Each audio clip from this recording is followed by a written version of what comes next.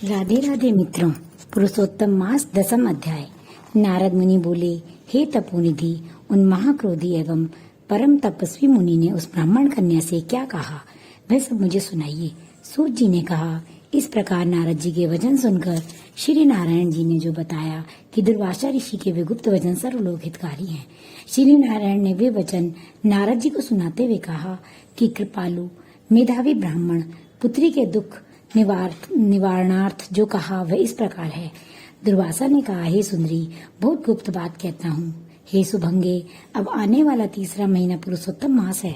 उसमें तीर्थ में जाकर स्नान करने से मनुष्य बाल हत्या के दोष से मुक्त हो जाते हैं। हे सुंदरी, इससे अधिक कार्तिक आदि महीने भी नहीं है। सब महीने पक्ष और पर्व आदि पुरुषोत्तम मास के 16वीं कला के भी समान नहीं है। वेद शास्त्र के समस्त साधन इस मास के 16वीं कला से भी समानता नहीं कर सकते।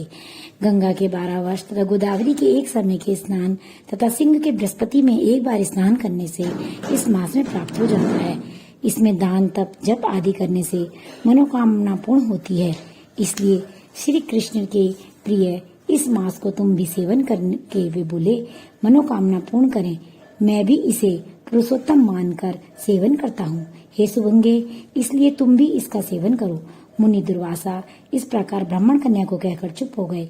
श्री कृष्ण बोले, दुर्वासा के वचन सुनकर वह मूर्ख कन्या क्रोधित हो कहने लगी, हे ब्राह्मण, आपके वचन मुझे पसंद नहीं है। माघ कार्तिक वैशाख आदि मास सेवन करने पर क्या इससे कम फल देने वाले हैं? शिव पृथ्वी सूर्य अंबिका एवं गणपति की सेवा पूजा क्या उससे कम फलीभूत है? व्यतिपात आदि योगों को आप छोड़कर इस मास की प्रशंसा क्यों करते हैं? यह मास तो सब कर्मों में निंदित मल मास है। आपको लज्जा आनी चाहिए। सूर्य की संक्रांति इसमें होने न होने से इसे आप श्रेष्ठ कैसे कह सकते हैं? मैं जानती हूँ कि सब दुखारी निसंदेह श्री हरि हैं। ब्राह्मण पुत्री के वचन सुनकर दुर्वासा की आंखें क्रोध से लाल हो गईं, किंतु मित्र कन्या होने के कारण फिर भी उसे श्राप नहीं दिया, अपितु दया आ गई। यह वाला पितृहीन कुमारी है, दुख के कारण तप रही, मेरा श्राप कैसे सह सकेगी? इस प्रकार विचार कर क्रोध दूर करके मुनि दुर्वासा बोले, हे बाले, तू मेरे मित्र की बेटी है, इसलिए मैं तुझ पर क्रोध नहीं कर रहा हूँ। तुम जैसा चाहो वैसा करो, और मैं जो तुम्हारा भविष्य कहता हूँ वह सुनो। तुमने पुरुषोत्तम मास का निरादर किया है, उसका दंड इस जन्म में अथवा दूसरे जन्म में अवश्य प्राप्त होगा। मैं तो बद्रिकाश्रम जा रहा हूँ, तुम्हारा कल्याण हो। मेरा समय नष्ट न होना अशुभ कर्मों को कौन मिटा सकता है? श्री कृष्ण बोले। इतना कह दुर्वासा मुनि वहाँ से सब उसी समय चले गए।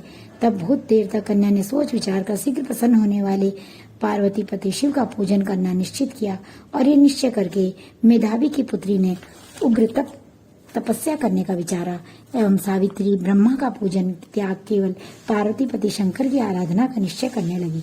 इति श्री वृत्तार्धे पुराणे पुरुषोत्तम महात्म्ये श्री नारायण नारद संवादे कुमारी शिव आराधननी 2 नाम 10 अध्याय संपूर्णम।